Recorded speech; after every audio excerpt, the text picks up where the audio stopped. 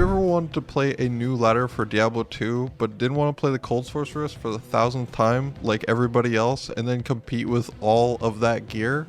Well, this is the video for you, because today we're going to be going over my favorite builds, one of each class that you can start off a fresh new ladder. Now for the first class, if it's not a Blizzard Sorceress, then what is it? Well, I would recommend doing a Nova Sorceress. The new Nova Sorceress as of 2.4 has been a lot stronger, and even if you combine that with Hydra, now you have like a hybrid build for the early stages of the game. This build can farm Uber Key bosses pretty easily, allowing you to build a bunch of economy really easily. And then in addition to that, if the Terror Zone actually is full of low HP monsters, you could probably farm Terror Zones on an early setup with this. It only requires resistances and FCR gear pretty much early on. The damage is lacking once you get to a higher player count, but it is definitely a solid choice to be able to get some of those basic functions done. For the Amazon, I'd recommend the Freezing Arrow Amazon. I've actually started this build off a few times on different mods, and Diablo 2 Resurrected is not too much different. You can pretty much just stack a lot of skills pretty easily through shopping Charcy for gloves and getting the Melody Bow, getting you pretty easily a bunch of plus to skills very early on. This gives you a huge amount of damage increase, and it's also a very safe build. It does freeze the monsters, making it an extremely safe build. If you get Terror Zones that don't have any cold immunes, this build will make it so you could farm all of them pretty easily, depending on the layouts. Small note here would be the Lightning Fury Javazon. You could also play that in like Cows and things like that, or Arcane Sanctuary. Overall, I'd recommend the Freezing Arrow Amazon.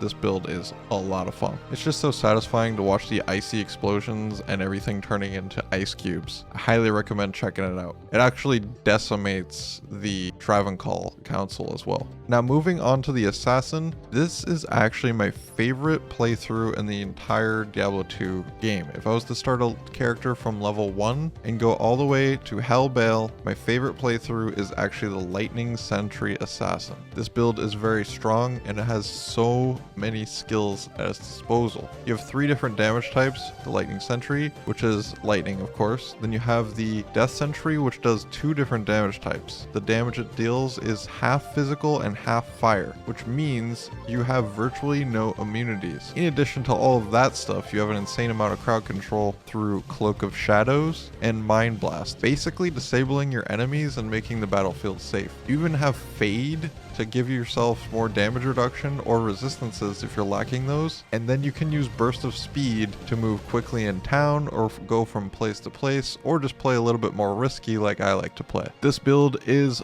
pretty unstoppable. However, me personally, in the past with the way things have worked with Bale Waves and things like that, I didn't really enjoy laying down traps and just watching the Bale Waves die while I was just kind of like AFK. However, with the new Terror Zones, this build is probably pretty engaging, and if you have monsters that are always a higher level than you are, then you can utilize all these crowd control abilities still and kind of give you some engaging gameplay. This build is super strong, scales very well into the end game. Definitely a must try. Now going on to the Necromancer, what I would say here is mainly Corpse Explosion. If you can focus your build around Corpse Explosion, this build is awesome. There's even a guide on Maxwell for Corpse Explosion. Now if you create those first bodies through summons or your mercenary or bone spear or poison, however you get there, once you get to the Corpse Explosions, it is absolutely amazing. Corpse Explosion is super satisfying and just clears screens. The only thing that's a downside about it in the early stages is that Corpse Explosion is very mana heavy. You're definitely going to want to find an insight as soon as possible, and you still might even need to chug a bunch of potions. Silk Weaves and Mage Fists are also very good options here too. Either way, you have next to no immunities with this build because you have curses that'll be able to break pretty much all of the resistances of enemies. Highly recommend trying it out, and it's even a really good support character because of your curses. Now with a Barbarian, things can actually be a little bit rough starting a ladder. However, if you can get to a point where you actually find yourself an Oath Sword, then things actually get a little bit easier. The Berserk Item Find Barbarian is super strong for farming Pindle, for farming Travancore,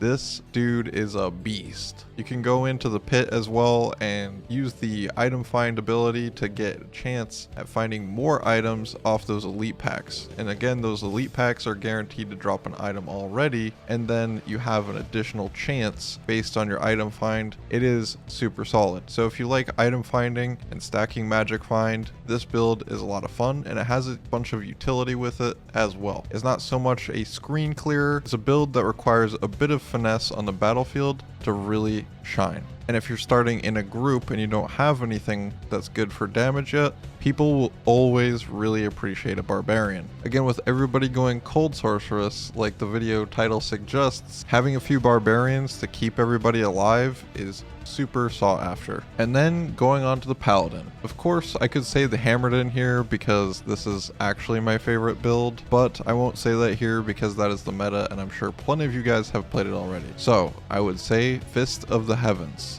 Fist of Heavens is a lot of fun in the most recent patches. Previously, it was one of my least favorite skills, but in 2.4, they decided to change it up a bit and make it quite useful. It does damage to demons and undead, and it feels pretty flawless when you're actually playing around with it. So you can farm pits and different things like that. There's a lot of demons and undead to farm, so it's very versatile. The only problem is that it does have a damage drop off when the player count gets higher. However, its power spike is very early on, and you pretty much have a free aura. So if you're playing in a group, you at least have some support even if you feel like you're not doing the most damage. You can also heal your friends with Holy Bolt, but density is key for this build. The Fire Druid is very strong, and it scales very well into the end game. You have plenty of skills. It's basically a 100-point build, and it also has plenty of gear options to be able to gear all the way to the end game. The only thing that might be a little bit difficult is after you hit Nightmare Act 4, it starts to get a little bit difficult to move forward. A lot of fire immunes start to appear and things like that. You could temporarily switch to wind, or you could try to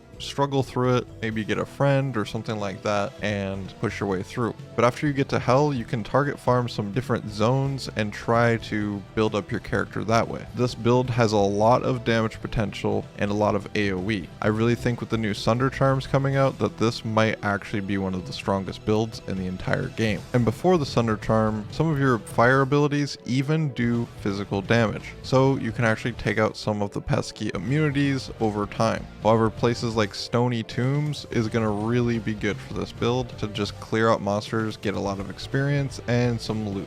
Hope you guys enjoyed this list. Let me know in the comments what are some of your favorite builds to start off with, maybe some of the wacky ones that you've tried, what has worked for you and what hasn't in the past. Much love to all of you guys. You are all beasts.